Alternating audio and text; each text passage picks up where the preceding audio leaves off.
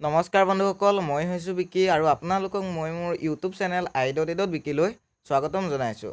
বন্ধুসকল, মই আজি বিভিন্ন ধৰণৰ পৰীক্ষাত আহি থকা কেইটামান প্ৰশ্নৰ উত্তৰলৈ আহিছোঁ। মই আশা কৰিলোঁ যাতে আপোনালোকে অকণো স্কিপ নকৰাকৈ এই প্ৰশ্ন উত্তৰকেইটা ভালদৰে মনোযোগ দি চায় আৰু পাৰিলে আপোনালোকে এই প্ৰশ্ন উত্তৰকেইটা নোট কৰি ল'ব। তেতিয়া আপোনালোকৰ পৰীক্ষা হলত আপোনালোকৰ পটককৈ মনত পৰিব। গতিকে বন্ধুসকল, আজি আমাৰ প্ৰথম প্ৰশ্নটো চাওঁ। প্ৰথম প্ৰশ্নটোত দিয়া হৈ আছে, কোনজন ভক্তিবাদ আন্দোলনৰ প্ৰচাৰকে দোহা ৰচনা কৰিছিল? উত্তৰটো হ'ব কবিৰ, অপশ্যন বি। 2 নম্বৰত দিছে, আহোম স্বৰ্গদেউ চুকাফাই ক'ত ৰাজধানী পাতিছিল? উত্তৰটো হ'ব অপশ্যন ডি, চৰাইদেউ। 3 নম্বৰ প্ৰশ্নটো চাওঁ। 3 নম্বৰ প্ৰশ্নত দিয়া আছে, আহোমৰ শ্ৰেষ্ঠ ৰজা কোন আছিল?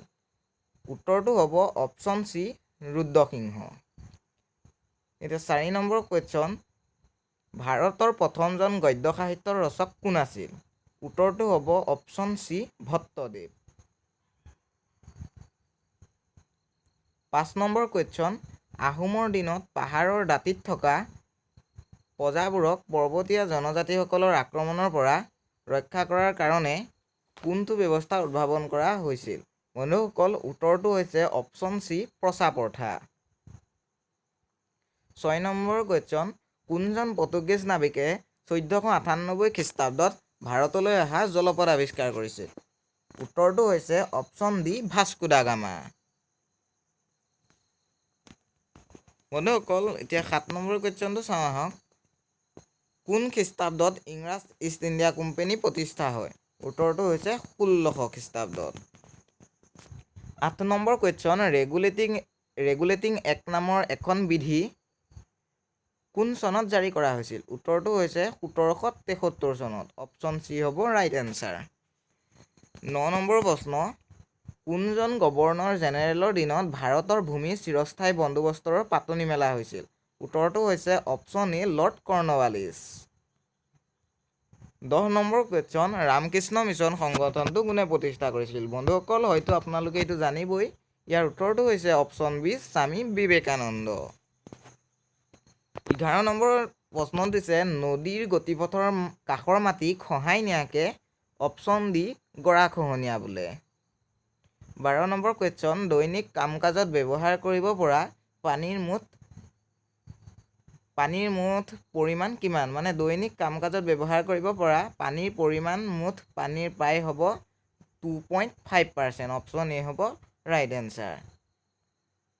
13 নম্বৰ দিছে, চিৰসেউজীয়া ক্ৰান্তীয় অৰণ্যসমূহক অপশ্যন এ, বৰ্ষাৰণ্য বোলে। 14 নম্বৰ দিছে, কোনবিধ সম্পদক শ্ৰেষ্ঠ সম্পদ বুলি কোৱা হয়? বন্ধুসকল, এইটো হয়তো আপোনালোকে পাৰিবই। অপশ্যন এ হৈছে মানৱ সম্পদ। 15 নম্বৰ প্ৰশ্নটো চাওঁ আহক বন্ধুসকল। তলত উল্লেখ কৰা কোনখন মহাদেশত মানুহৰ স্থায়ী বসতি নাই? ইয়াৰ উত্তৰটো হ'ব option C, Antarctica. 16 number question, কৃষি, পশুপালন, চিকাৰ, মাছ ধৰা আদি কি বৃত্তি? উত্তৰটো হ'ব অপশ্যন এ, প্ৰাথমিক বৃত্তি। 17 নম্বৰ কুৱেশ্যন, নীলা গ্ৰহ বুলি কাক কোৱা হয়? উত্তৰটো হৈছে অপশ্যন এ, আমাৰ আৰ্থ মানে পৃথিৱীক কোৱা হয়। 18 নম্বৰ কুৱেশ্যন, কোন নং ৰাষ্ট্ৰীয় ঘাইপথটো ভাৰতৰ দীৰ্ঘতম? বন্ধুসকল, ইয়াৰ উত্তৰটো হৈছে অপশ্যন ডি, 7 নং ৰাষ্ট্ৰীয় ঘাইপথটো। বন্ধুসকল, 19 নম্বৰ প্ৰশ্নটো চাওঁ আহক। আটাইতকৈ প্ৰাচীন মানচিত্ৰ উদ্ধাৰ হৈছে? ইয়াৰ উত্তৰটো হ'ব অপশ্যন বি, মেছ'পটেমিয়াত। 20 নম্বৰ, মানচিত্ৰ অংকনত ব্যৱহাৰ হোৱা স্কেল কেই প্ৰকাৰৰ? উত্তৰটো হৈছে অপশ্যন বি, 3 প্ৰকাৰৰ। দেশৰ উৎপাদন কাৰ্যৰ কেইটা মূল উপাদান আছে? বন্ধুসকল, উত্তৰটো হ'ব 4টা। অপশ্যন বি হ'ব ৰাইট এনচাৰ।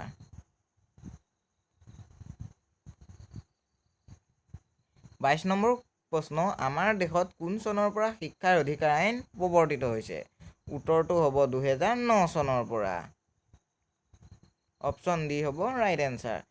এতিয়া 23 নম্বৰ কুৱেশ্যনটো চাওঁ আহক বন্ধুসকল।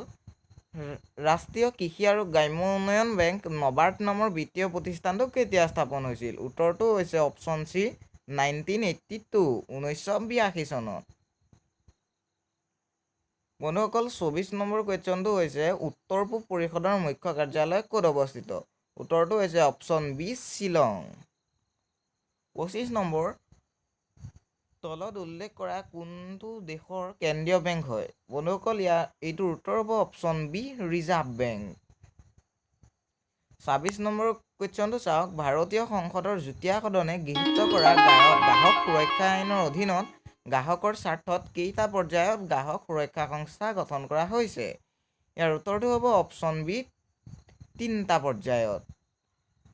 এতিয়া 27 নম্বৰ কুৱেশ্যন, ভাৰতীয় সংবিধানে ৰাষ্ট্ৰখন সুকলমে পৰিচালিত হ'বলৈ চৰকাৰৰ কেইটা অংগৰ মাজত দায়িত্বসমূহ ভগাই দিছে? উত্তৰটো হৈছে অপশ্যন চি 3টা। 28 নম্বৰ কুৱেশ্যন, পৃথিৱীৰ সংবিধানসমূহৰ ভিতৰত কোনখন সংবিধান ন্যূনতম উল্লেখযোগ্য নমনীয় সংবিধান? উত্তৰটো হৈছে অপশ্যন এ আমেৰিকা। 29 নম্বৰ কুৱেশ্যন হৈছে ভাৰতীয় সংবিধান সভাৰ কোনে সভাপতিৰূপে নিৰ্বাচিত হৈছিল? উত্তৰটো হৈছে option B doctor Rajendra Prasad. বন্ধুসকল এইটো কেতিয়াবা এনেদৰে সোধে, ভাৰতীয় সংবিধানৰ খচৰা সমিতিৰ সভাপতিৰূপে নিৰ্বাচিত কোন হৈছিল? খচৰা সমিতি হ'লে উত্তৰটো হ'ব ডক্টৰ ভীমৰাও আম্বেদকাৰ। কিন্তু ইয়াত সুধিছে ভাৰতীয় সংবিধান সভাক কোনে সভাপতিৰূপে নিৰ্বাচিত হৈছিল? ইয়াৰ উত্তৰটো হ'ব এতিয়া ৰাজেন্দ্ৰ প্ৰসাদ। বন্ধুসকল আজি 30 নম্বৰ তথা অন্তিম প্ৰশ্নটো হৈছে শিশু শ্ৰমিক নিষিদ্ধকৰণ কোনবিধ অধিকাৰৰ অন্তৰ্গত? বন্ধুসকল উত্তৰটো হৈছে শোষণৰ বিৰুদ্ধে অধিকাৰ।